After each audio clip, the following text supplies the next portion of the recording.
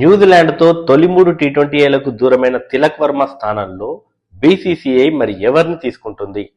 So Tilak Varma testicular surgery కారణంగా తను rest తీసుకోవాల్సి ఉంటుంది. కాబట్టి మరి తను తొలి 3 టీ20లకు దూరం అవుతాడని బీసీసీఐ తెలిపింది.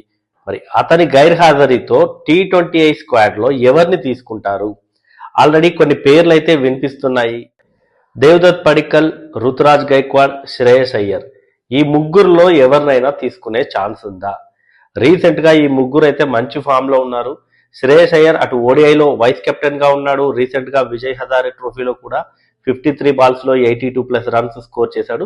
తను కూడా ఇంజురీ నుంచి రికవర్ అయి వస్తున్నాడు. తన ఫిట్నెస్ ప్రూవ్ చేసుకున్నాడు, బ్యాటింగ్ కూడా ప్రూవ్ చేసుకున్నాడు. కాబట్టి మరి తనని ఏమైనా తీసుకుంటారా?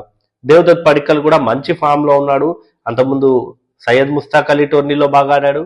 రీసెంట్ గా విజయ్ హజారే ట్రోఫీలో కూడా 4 సెంచరీస్ చేశాడు. కాబట్టి మరి అతడిని ఏమైనా తీసుకుంటారా, లేదా శుభ్మన్ గిల్ ని మళ్ళీ తీసుకుంటారా? లైక్ ఫర్ లైక్ అంటే దేవదత్ పడిక్కల్ని తీసుకోవచ్చు. Left hander batter, middle order లో ఫిట్ అవుతాడు. లేదా శ్రేయస్ అయ్యర్ నైనా తీసుకోవచ్చు. మరి తిలక్ వర్మ స్థానంలో ఎవరిని తీసుకునే ఛాన్స్ ఉంది?